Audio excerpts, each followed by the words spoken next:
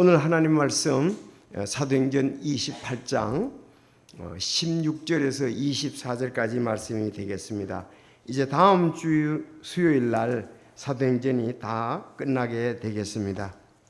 이제 오늘 바울 사도가 그 로마에 가서 무엇을 했는지 정확히 여기 내용이 나오고 있습니다.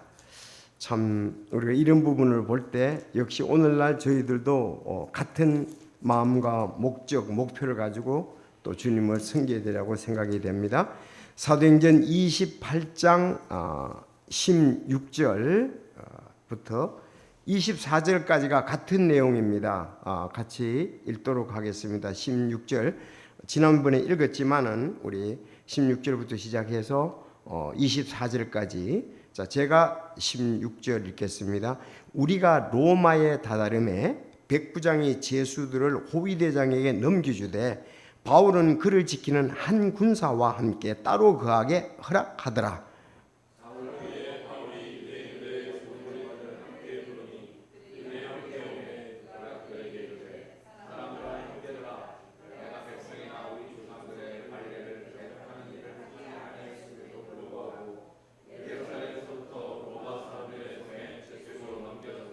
그들은 나를 신문한 뒤 죽일 이유가 내게 없었으므로 나를 놓아주려고 하였으나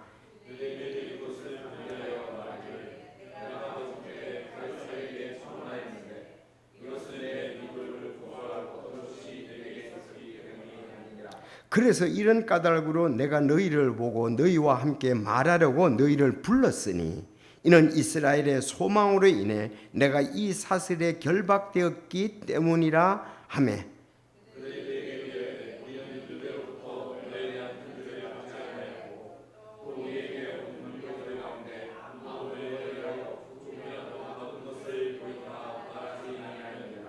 그러나 우리는 너로부터 내가 생각하는 바를 듣기 원하노니 이는 이 분파에 관한 한 그것이 모든 곳에서 비방을 받는 줄 우리가 알기 때문이라 하더라.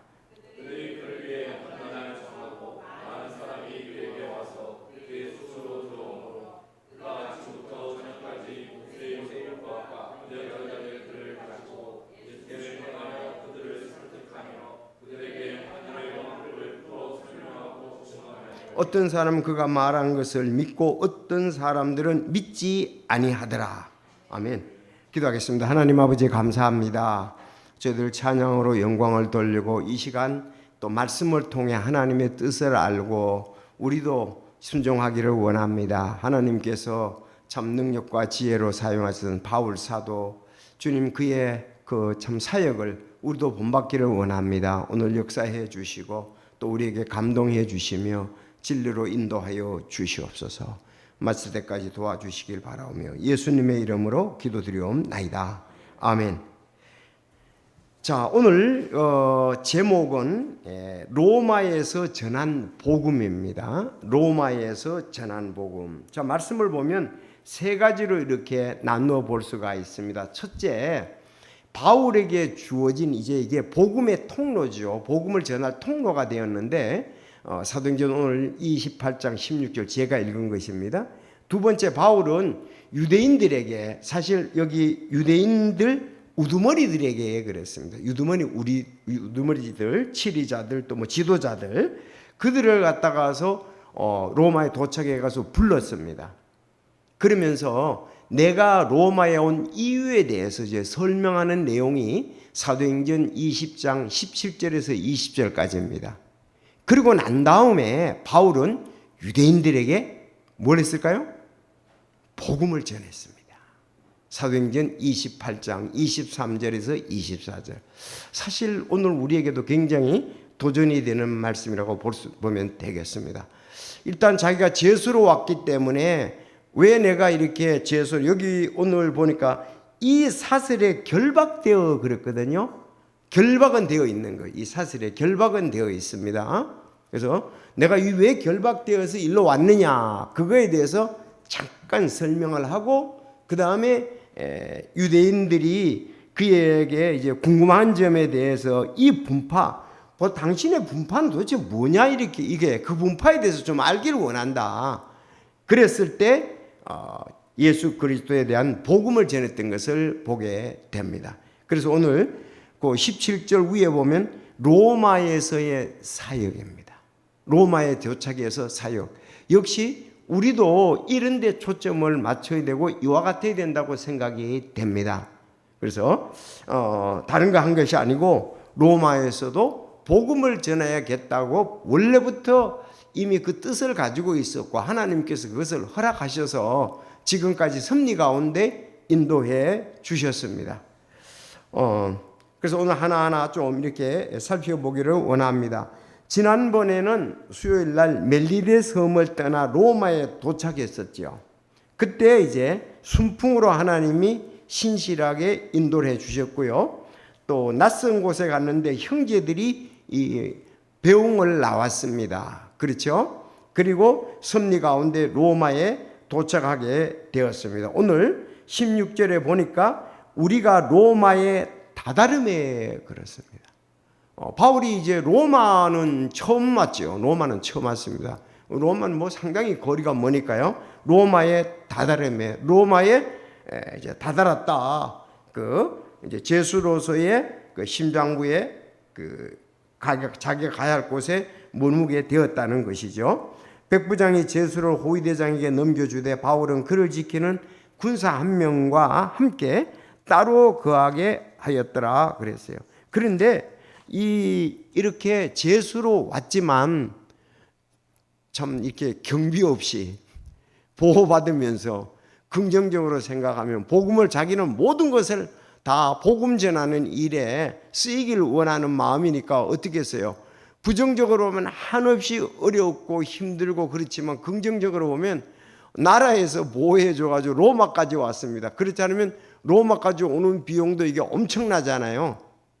자, 하나님이 섭리 가운데 역사하셨습니다.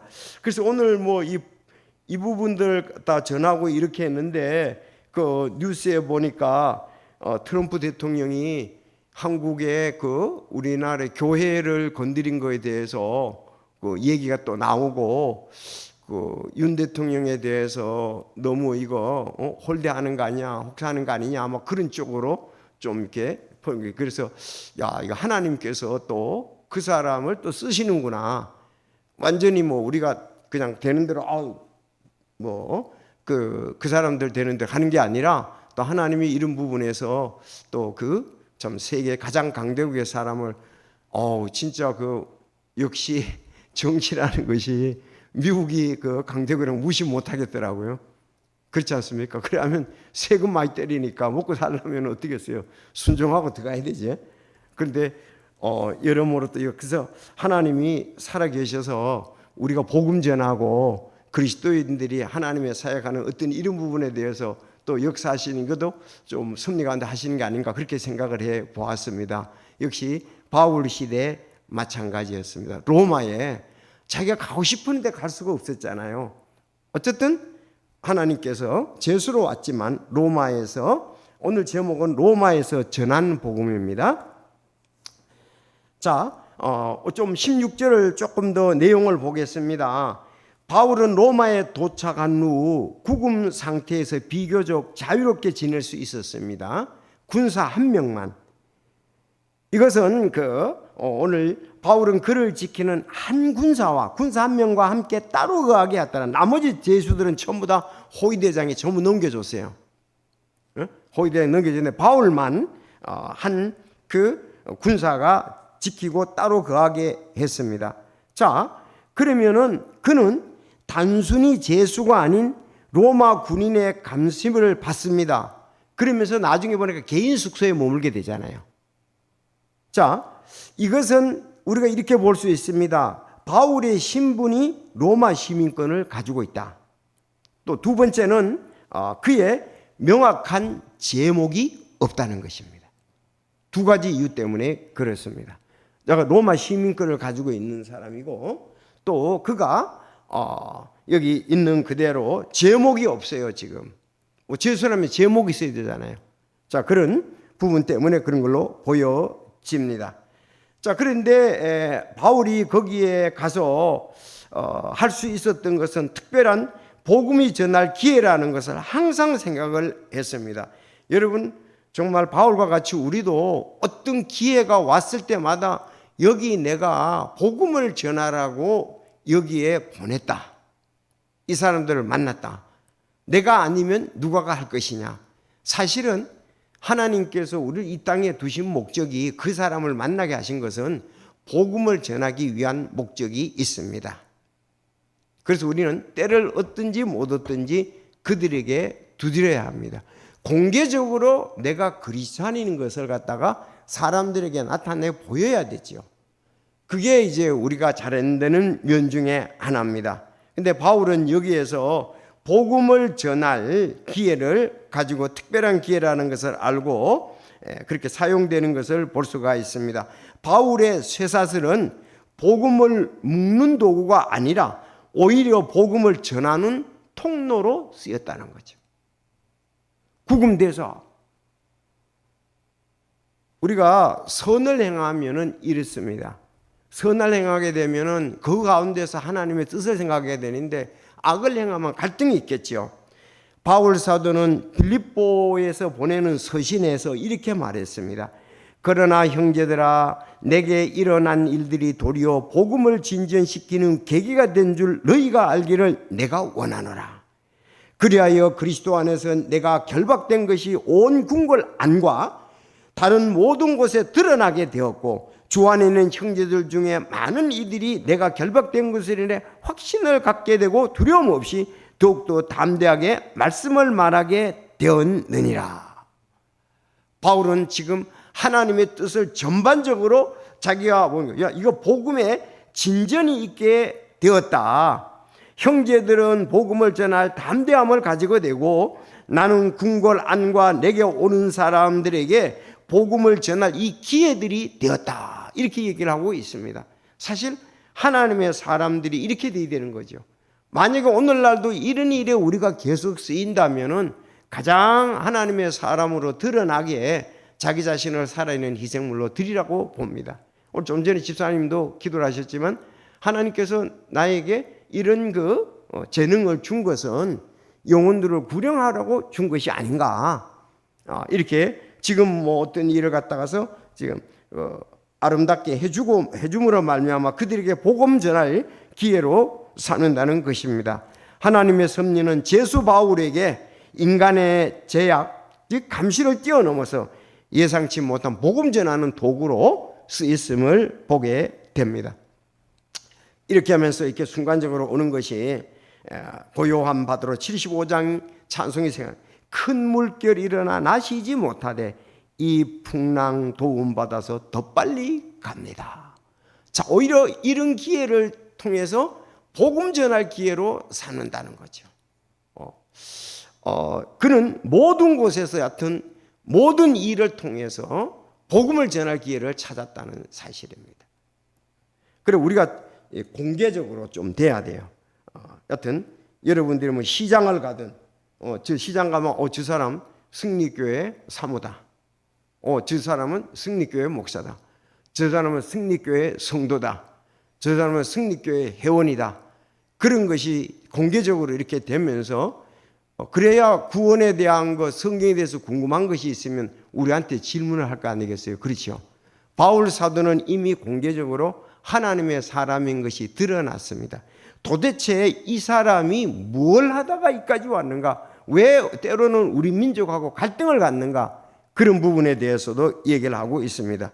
자, 하나님은 지금 어려운 상황을 선한 것으로 이렇게 이끌어가는 것을 볼 수가 있습니다. 여러분, 요셉의 경우도 형들이 악한 생각을 하고 그를 비판하고 버렸잖아요.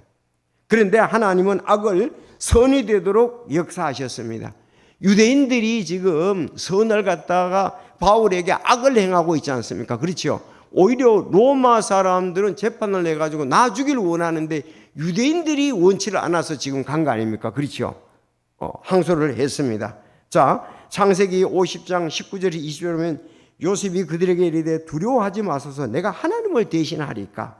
다만 당신들에게 대해 말하자면 당신들은 나를 대적하여 악을 생각하였으나 하나님께서는 그 일이 선이 되도록 의도하시고 이날 드러난 것 같이 그 일을 이루사 많은 사람을 살려두셨나이다. 불리한 환경, 어려운 환경을, 학간 환경을 하나님께서는 선함으로 인도를 해 주셨습니다. 야, 이건 뭐 진짜 이것이 살아가는 보람과 의미가 있는 게 아니겠습니까? 그렇죠. 그래서 베드로는 너희가 죄를 져서 매를 맞고 하면 그게 무슨 일이겠냐? 선을 행하다가 그렇게 하면 하나님께 영광이 되느니라. 바울은 선을 행하다가 지금 각종 어려움들을 다 겪게 되잖아요. 이건 하나님께 영광이 되기 때문에 그렇습니다. 그래서 오늘 유대인들의 반대로 제수의 신분이 되었지만 하나님께서는 로마 중심부에 복음을 전할 기회로 바꾸셨고 그를 사용하시는 것을 볼 수가 있습니다. 자, 여러분들 우리 이럴 때 이사야서 말씀을 잘 인용을 하죠. 내 생각들은 너희 생각들이 아니며 내 길은 너희 길들이 아니라 주가 말하나 하늘들이 땅보다 높음 같이 그렇게 내 길은 너희 길보다 높고 내 생각들은 너희 생각보다 높으니라. 자, 이것은 하나님의 놀라운 섭니다. 모든 것이 협력하여 선을 이룬다고 또 로마서 8장 28절에 말씀하고 있습니다. 그래서 첫째, 그가 바울에게 주어진 지금 복음의 통로에 대해서 살펴봤습니다. 자, 두 번째, 요건 정확히 우리가 잘 좀 아셔야 됩니다. 바울이 그 로마 감옥에 갇혔다는 건 아는데 거기서 복음을 전하고 그랬는데 구체적으로 이렇게 우리 마음속에 싹 들어와야 되거든요. 대략 아는 것보다도 여기에 28장 17절에서 22절에 보면 첫째, 여기 쭉 내용을 보면 17절에서 20절은 바울이 자기 변호를 하는 거예요. 자기가 여기 왜 방문을 하게 되었는가 그런 얘기를 하고 있습니다. 그래서 바울은 자신을 죄인으로 여기지 않으며 예루살렘에서 로마 당국에 넘겨졌지만 그는 그 있었던 일을 자기는 유대 백성이나 율법을 거스린 일이 없다 이거예요. 자, 사흘 뒤에 잘 17절 보세요. 자, 사흘 뒤에 바울이 유대인들의 우두머리를 함께 불렀습니다. 첫 번째 한 것이 우두머리 부른 거예요. 알았죠? 우두머리 부르니 그랬습니다. 그들이 함께 오매 그가 그들에게 이르되 사람들아 형제들아 내가 백성이나 우리 조상들의 관례를 대적한 일을 하지 아니하였음에도 불구하고 이제 자기 변호를 하는 거죠. 예루살렘에서 로마 사람들의 손에 제수로 넘겨줬노라. 이스라엘 백성들이 제수로 넘겨줬지 않습니까? 그들은 나를 신문한 뒤 죽일 이유가 내게 없으므로 로마 사람들이 자기를 신문해 보니까 죽일 이유가 없다 이거예요. 그 나를 놓아주려 하였으나 19절에 유대인들이 그를 반대하여 말하기에 내가 마지못해 카이사르에게 청원하였다. 이것은 내 민족을 고소할 어떤 것이 내게 있었기 때문이니라. 때문이 아니니라. 그러나 내가 이런 까닭으로 내가 너희를 보고 너희와 함께 말하려고 지금 너희를 여기 불렀다 이거예요. 이는 이스라엘의 소망으로 인해 내가 이 사슬에 결박되었기 때문이라. 줄 끄세요. 이는 이스라엘의 소망으로 인해 내가 이 사슬에 결박되어 있기 때문이라. 뭐예요? 이스라엘 소망은 뭡니까? 메시아를 만나는 거 아니겠어요? 그렇죠? 메시아를 만나는 게 이스라엘의 소망이잖아요. 그래서 이게 이제 이스라엘의 소망. 바울 사도는 로마서에 보면 10장에도 그렇고 9장에도 그렇고 자기 소망이 뭐예요? 자기 민족이 구원받는 거. 내가 저주를 받을지라도 내 민족이 구원받는 그런 얘기를 하지 않습니까? 자, 그래서 이스라엘의 소망으로 인해서 내가 정말 내 백성에게 복음을 전하기 위해서 내가 수고를 하는 가운데 이 오해를 받아서 그들의 또 시기로 인해서 내가 이 사슬에 지금 결박되었다 이거예요. 그들이 그에게 이르되, 그래서 그 유대인 우두머리들이 우리는 유대로부터 너에 대한 편지를 받지 않았고 또 우리에게 온 형제들 가운데 너에 대해 조금이라도 나쁜 것을 보이거나 말하지 않아요. 우리는 당신한테 일어난 일 잘 몰라. 그렇죠? 잘 모른다 이거예요. 그러나 우리는 한 가지, 너로부터 내가 생각하는 바를 듣기 원하는데 이는 이 분파에 대해 관한 것, 그것이 모든 곳에서 비방을 받는 줄 안다는 건 내가 들었다. 이 분파, 당신 분파 말이에요. 바울과 함께하는 그 분파는 유대인들에게 어떤 곳에서 비방을 받는다, 이걸 들었다 이거죠. 그러면 오늘 민족들이, 이스라엘 민족의 소망, 비방을 받는 것이 뭔지를 지금 이제 얘기를 해주는 거예요. 그게 이제 결국은 복음이 아니겠습니까? 자, 그러면 여기에 우리가 그 이스라엘의 소망, 예수 그리스도 때문에 사실은 이런 것 아니겠어요? 예수 그리스도. 그래서 이런 그 오해 속에서도, 조롱 속에서도 그는 온유함으로 복음의 진리를 전할 준비가 우리가 되어 있어야 된다 하는 거죠. 저기 이렇게 사역을 신입을 하고 나면 여러 가지 반응이 있어요. 그것도 전화도 오면은 대화를 해보면 제가 다는 괜찮는데 여기 신입을 참석은 계속 하겠는데 아직 예수 믿을 마음은 준비가 안 됐다. 그런데도 가야 되는지 그렇게 또 얘기하시는 분도 있고, 뭐 건강에 대해 정보로도 식사복 교장 이런 건 좋은데 목사님이 얘기하는 그 복음 그건 아직도 받아들일 준비가 안 됐다고요. 그런데도 계속 가야 되느냐? 좀 부담을 주는 얘기 아니겠어요? 그래서 오셔서 계속 들으시고, 저희들은 그 복음 때문에 시작을 하니까 구원받기를 원한다고. 그러면서 사실은 연세 많으신 분들이 살아도 20년 더 사시겠어요? 정해져 있잖아요. 그리고 우리 긍휼히 여기고, 또 사람들이 원래 마음은 그래요. 친구 따라오기도 하고 이렇지만은, 자, 베드로전서 3장 15절에 보면 오히려 너희 마음속에 주 하나님을 거룩히 구별하고 너희 안에 있는 소망의 이유를 너희에게 묻는 모든 사람에게 온유함과 두려움으로 대답할 것을 항상 예비하며. 자, 우리가 이렇게 소망에 관한 이유를 묻는 자. 그런데 그렇게 왔지만 또 다른 어르신들 가운데 한 분은 이제 슬슬 소망에 관한 이유를 묻기 시작을 하더라고요. 그분도 처음에는 그랬었거든요. 자, 그래서 우리가 이런 뭐 다르게 생각하는 거 여러 가지 있을 수 있지만은 온유함으로 복음의 진리를 전할 준비가 우리가 되어 있어야 되려고 생각을 합니다. 바울은 자신을 비난하고 오해하는 유대인들 앞에서도 담대히 진리를 선포했고, 오히려 그들의 질문에 복음을 가지고 응답하는 것을 볼 수가 있습니다. 자, 이제 핵심은 28장 23절 24절입니다. 아시죠?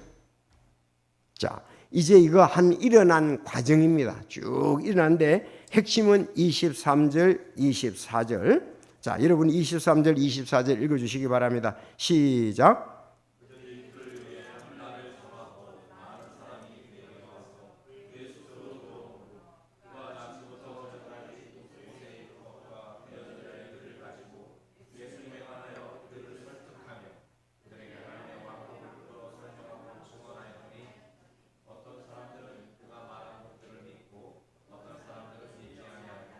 네, 잘못하게 되면은 문제가 있는 것만 해결하려고 하는데 이 분파가 도대체 뭐냐? 여러에서 비방을 받는 이 분파가 뭐냐? 그렇게 얘기하거나 우린 당신에 대해서는 잘 모른다.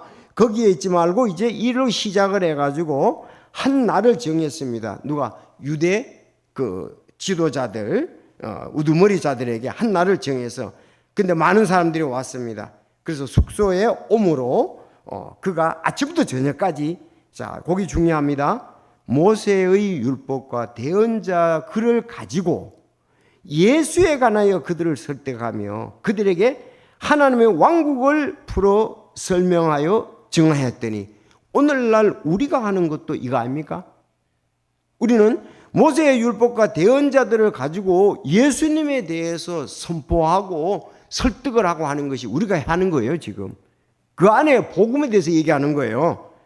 그래서 그들이 거듭나게 되면 하나님의 왕국에 들어가는 것 아니겠습니까? 거듭나지 않으면 하나님의 왕국에 들어갈 수 없다고 그랬잖아요. 그래서 하나님의 왕국에 들어가는 것, 이것을 설명했습니다. 그랬더니 24절에 보니까 어떤 사람들은 그가 말한 것을 믿고 됐습니다. 믿었습니다. 어떤 사람들은 믿지 아니하더라 그랬습니다. 자, 그러면 여러분들 이 모세의 율법과 대언자의 글을 가지고 이거 어디서 들었던 내용 아닙니까? 어디서 나오죠? 자, 우리가 그 누가복음 여러분 누가복음 16장에 보면 부자와 나사로가 있죠. 부자와 나사로가 있을 때에 그 부자가 고통받는 곳에 가서 뭐라 그랬습니까? 부자가 그렇죠? 부자가 고통받는 곳에 가서 저 나사로를 좀 보내서 내 형제들이 여기 오지 않게 하십시오 그랬잖아요. 고통받는 곳에 오지 않게 해달라 그렇게 얘기했잖아요.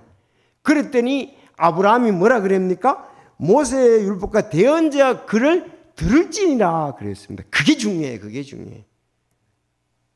모세의 율법과 대언자 글을 들어야 되는 것이지 지금 나사로가 살아가가지고 이렇게 부활해서 살아가지고 그 설득한다고 될 일이 아니다 이겁니다.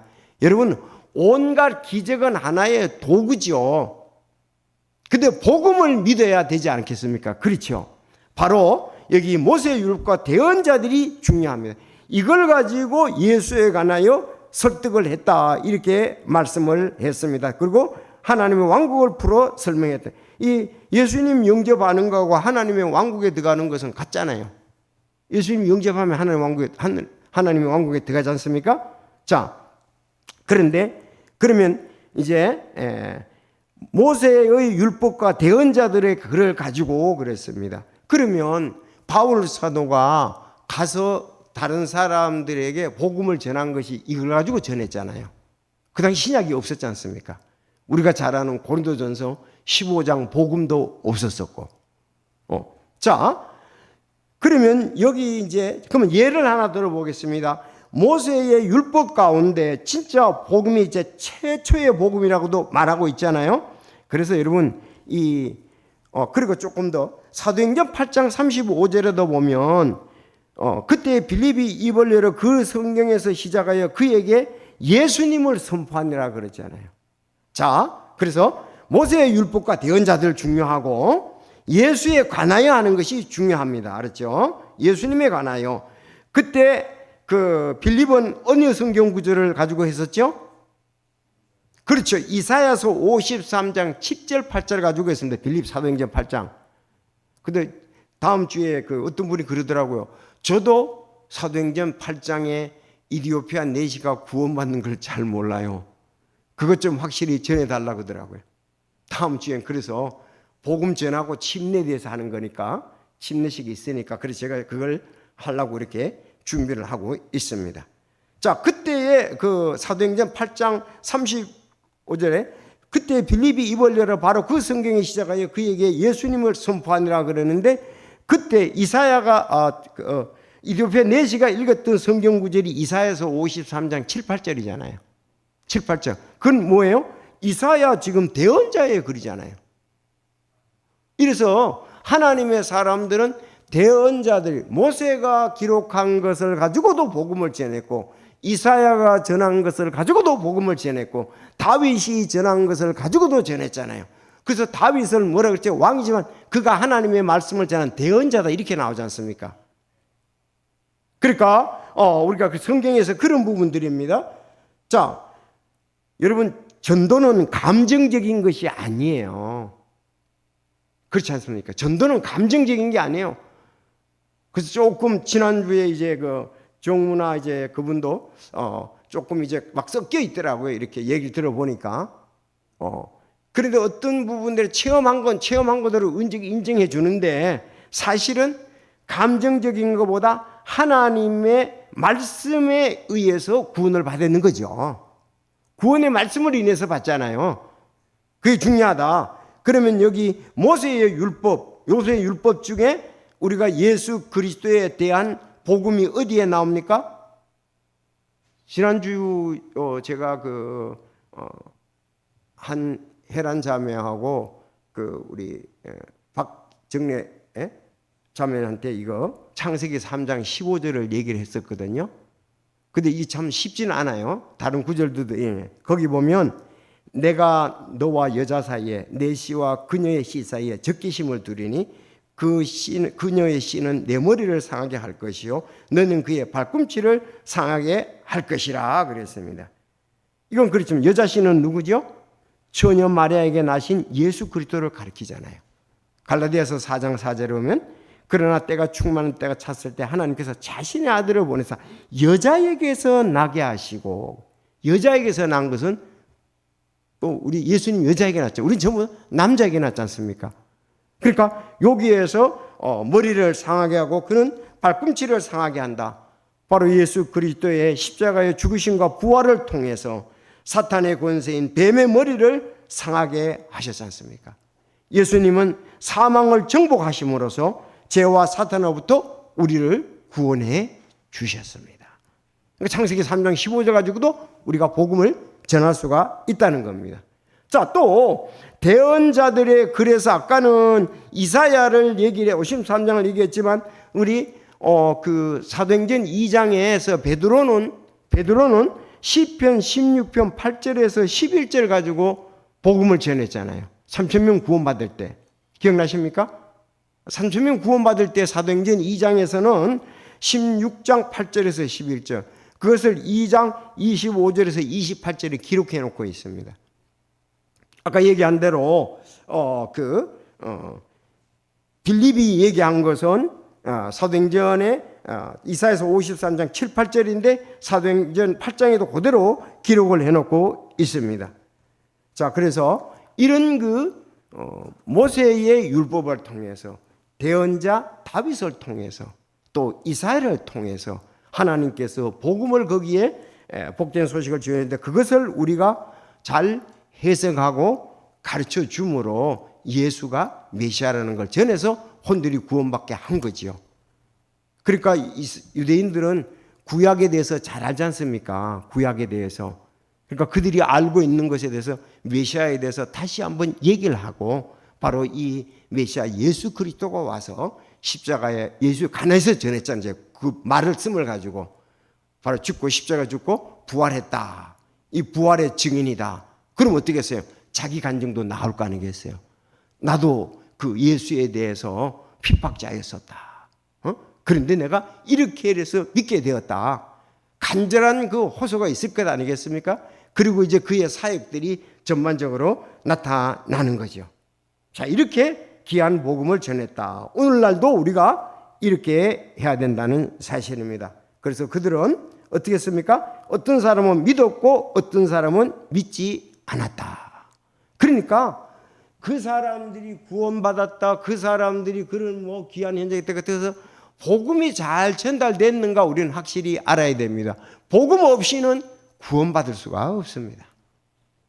아무리 어떤 일들이 일어난다고 할지라도 성경에도 기적들이 많이 일어났지만 일어나도 그들이 예수 그리스도에 관하여 듣고 받아들이지 않으면 구원받지 못하잖아요.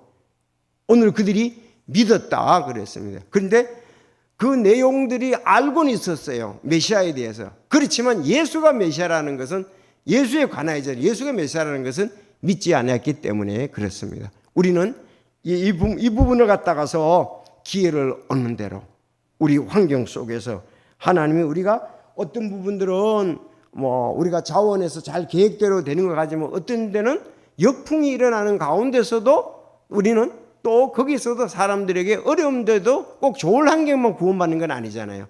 어려운 환경을 통해서도 또 혼들이 구원받게 하잖아요. 난 아주 지난주에 정순난 자매님 그 간증 또 집사님이 그걸 갖다가 사진을 나한테 올려줬어가지고 치료하는 것 있잖아요. 야, 진짜 그건 감동이죠. 바로 우리가 그런 그 어려운 가운데서 혼들의 복음, 아니 난 또 집사님을 통해서는 들었지만 정문화 이분을 통해서 교제를 하면서 상세히 들으니까 이제 그건 현장에서 직접 보셨으니까 그래서 더 알게 됐죠. 집사님은 현장에서는 있진 않으셨잖아요. 사진 보내온 것만 아셨지만. 그래서 우리가 구원의 복음을 바로 전해야 된다. 자, 어떤 사람은 믿었고 어떤 사람은 믿지 아니했다. 로마서 10장 16절 17절에도 말씀합니다. 그러나 우리가 다 복음에 순종하지는 아니하나니 이사야가 이르기를 주여 우리가 전한 것을 누가 믿었나이까 하느니라. 그러므로 믿음은 들음에 의해 오며 들음은 하나님의 말씀에 의해 오느니라. 하나님의 말씀에 의해 오느니라. 하나님의 말씀을 그들은 설득하고 선포하고 이해시키고 전하려고 노력했던 것을 볼 수가 있습니다. 이사야도 그렇게 얘기했습니다. 내 입에서 나가는 말도 그러하여 그것이 헛되이 내게로 돌아오지 아니하며 내가 기뻐하는 일을 이루고 그 말을 보내어 이루게 하는 일에 성공하리라 그랬습니다. 바울은 자신의 경험이나 개인적인 생각으로 복음을 전한 것이 아니고 모세의 율법과 대언자들 즉 복음을 전해서 혼들을 주님께로 돌아오게 했다는 사실입니다. 여러분 우리도 오늘날 복음을 전해서 영혼들을 돌아오가는데 우리 모두가 어떤 환경에서든지 귀하게 쓰였으면 좋겠습니다. 때로는 순풍이 있고 때로는 역풍도 있습니다. 하나님께서는 모든 것을 협력하여 선을 이루게 하시리라고 이렇게 믿습니다. 언젠가는 그런 좋은 열매들이 우리 모두에게 풍성히 있게 되라고 믿습니다. 바울이 로마에 가서 오늘 결론 뭘 했습니까? 그 유대의 우두머리들을 자기에게 전부 다 불렀어요. 로마 감옥에 있으면서 아직 감옥으로 완전히 재판을 받아가지고 넘어진 건 아닙니다. 이제 막 도착해서 얼마 안 됐죠. 3일 됐잖아요. 그래서 유대 우두머리들을 불러가지고 내가 여기에 유대인들에게 내가 로마에 온 이유에 대해서 설명을 했습니다. 사실 자기가 그 잘못된 방법으로 온 것은 아니죠. 그리고 유대인들에게 모세의 율법과 대언자들의 글을 통해서 예수님에 관해서 전해줬다. 그래서 믿었고 어떤 사람은 믿지 않았다는 것입니다. 여러분 확실하잖아요? 자, 오늘도 이 귀한 말씀을 우리가 받았습니다. 또 하나님께 영광을 돌리면서 우리도 귀하게 쓰이기를 원합니다. 다 같이 기도하겠습니다. 하나님 아버지,